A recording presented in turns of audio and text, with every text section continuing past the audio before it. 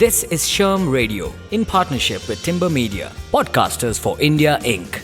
Sherm is on air. This is Archana Jarat tuning in once again with Sherm Radio. We are back with another insightful conversation on all things work. Today we are surrounded by batteries. The corona pandemic has had a ripple effect on the world at large. Economies across the world are seeing a slowdown, and many organizations are struggling to stay afloat. Some are even fighting for their existence.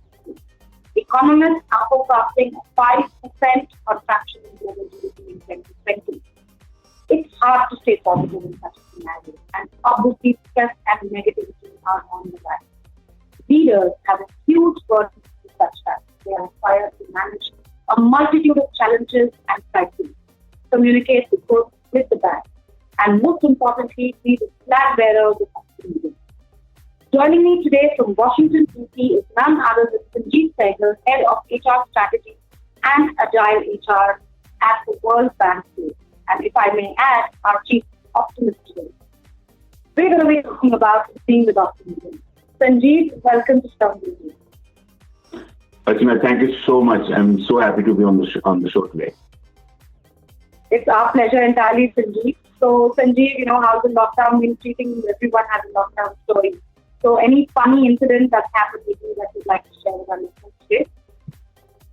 Yeah, I'm sure everyone has a story of lockdown, but mine, I will tell you, in the beginning days when we were all getting used to Zoom and WebEx and all of these calls, we were in a very important meeting with about 25 participants on the call in an important topic, and then I had a WhatsApp desktop app on my computer, and it required me to actually project my screen. And obviously, I was still learning how to project an application versus the whole screen. And then this message popped up on WhatsApp, and then the personal messages were literally visible to everybody.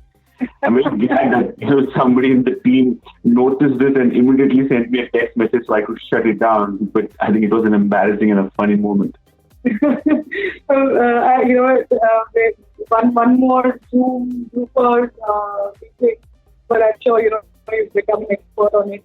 Has given myself a big medium is all these WebEx and all the other things that we never had to do. So Sanjeev, leading with optimism, why is it so important to do that?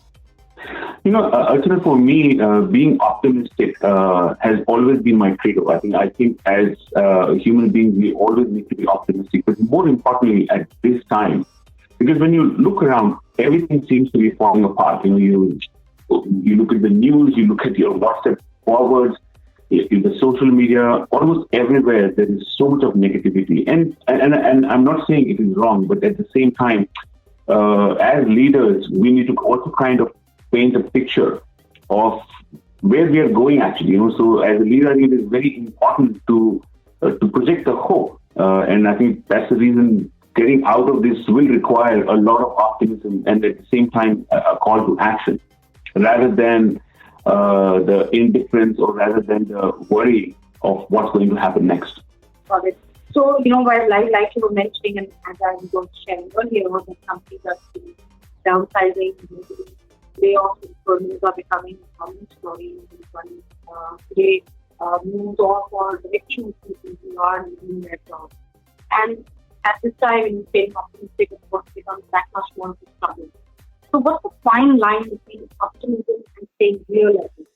Yeah, I think that's a great question, Archana, because to me, when I really think about this situation and when I think about optimism, it does not mean that you're kind of painting a rosy picture and painting a picture of something that is not real. I think for leaders, it is extremely important to be honest about what is happening. I think while there are several examples of furloughs and layoffs, but I've seen some really great examples of leaders standing out there and explaining with all honesty as to where they are, what's happening. I think the integrity of the message is very, very important. The competence of the leader, I think that's very, very important for people to hear. I think, when we are in this particular situation as a leader, you need to be able to project that these negative events are transitional. These are not permanent conditions. And I think that trust and confidence that we are going to land in a better place in a certain time frame, I think it's very important for people to hear that particular message. And obviously, it is not easy. I think as leaders, a lot of times they worry that in such circumstances, how can they go out and paint a rosy picture when people are literally struggling for their livelihood? But I think that's what differentiates a good leader and a great leader. You will need to kind of go out and have that particular conversation. I can tell you from my own personal experience when I was with the Lehman Brothers. And, one fine day we woke up and, there was a bankruptcy announced. And there were like 3,000 people in the organization. And this was in Mumbai. And, there was so much of gloom. And as a leadership team, we decided we were going to go out and be honest with the organization. And it was a tough time. But when I really look back, I think we managed to come out of it. But all of that was thanks to the coordination and the collaboration with the leadership team and just being there, listening to the team and being very honest of where we are. Any leaders that come to mind in administrations who are doing an excellent job of making sacrifice? Yeah, I think there are several. So I would not specifically name names right now, but I do think there are several leaders that I have actually worked with who have been extremely honest about the situation, and I think those are the leaders that you tend to follow. Actually, I think one now when we think about names, I remember when I had actually joined Target. I think this was in 2009, and it's the same situation where we were going through the recession, and this was the first time that Target had actually announced reduction in force. And even in that situation, I think I remember our head of HR and the managing director back in India. We were like very, very honest, and we were telling people what's happening. And I think the amount of focus, it's not about the people who are possibly going to leave, but the people that are going to stay.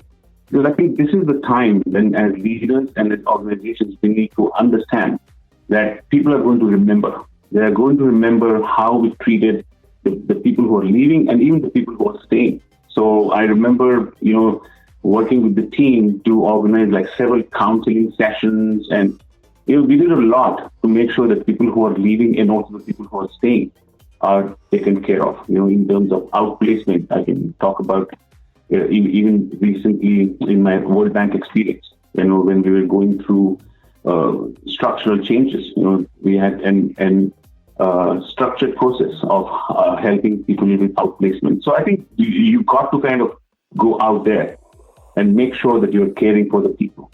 That's what we're going to set the brand image or the value proposition for the organization. Yeah, I was reading somewhere recently about how in these times we should be leading optimism, trust, and love. I didn't want to say something that sums it up in one line. But we'll just take a very short break. Sanjeev, when we come back, we'll talk about the how of being optimistic in such tough times. I'm in conversation with Sanjeev Sahgal. This is Sharm Radio, and we'll be right back. You are listening to Sharm Radio in partnership with Timber Media, podcasters for India Inc. Hello everyone, welcome back to Sharm Radio. I'm Archana Jarat, talking with Sanjeev Sahgal, Head of HR Strategy and Agile HR at the World Bank Group. We're talking about leading with optimism. So in your experiences, Sanjeev, what are some practices that you can share for our listeners to learn about staying optimistic?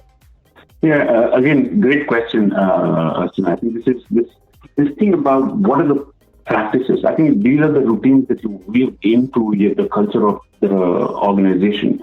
And I think each organization, we need to do what is the best for them. But I do think having what I would call like gratitude exercise, pausing and really thanking is very, very important. Like again, it's a Target example. Every meeting in Target started by thanking someone. It was real, and you could literally start, thank the person who's next to you or somebody who's not in the room. And I think over a period of time, you see that there is this whole team spirit that is really building because of those kind of routines that you really build in. Going out and doing community work, I think it is so important because sometimes it's team-based acts of kindness. What we're really trying to do is to, one, give hope to the people that you're supporting, but at the same time, you're also kind of creating hope within. And I think those are a few things which I think are very, very important. You cannot become optimist when a pandemic hits or when a crisis hits. People are going to see through the artificial nature of that intervention. It has to be actually over this. So to me, I think there are several things that people can actually do or organizations can do and weave some of these routines into their day-to-day culture. Wonderful. So easy to be pessimistic today. We talk about mass hysteria. I think that mass pessimism sort of kind of syndrome that we're all falling into. So any insights on how we can all see the glass half full and not half empty? Yeah, I think, again, this is a very interesting one in terms of half full and half empty. I would say pick up the glass, drink it, and refill it again. Don't get too worried about what's in the glass. But you're right, actually. It is very, very difficult. And I'm sure everybody has had that moment when you're literally hitting the wall and you don't know what to do. And my simple mantra for me and for the people that I have worked with is to really get to action. Because I know this whole negativity can paralyze you. You know, one of the principles that I learned it myself and I talk to my team about is, focus on the circle of your influence. What can you influence today? Don't pay too much of attention on your circle of concern. So get to some action, a small action, achieve something.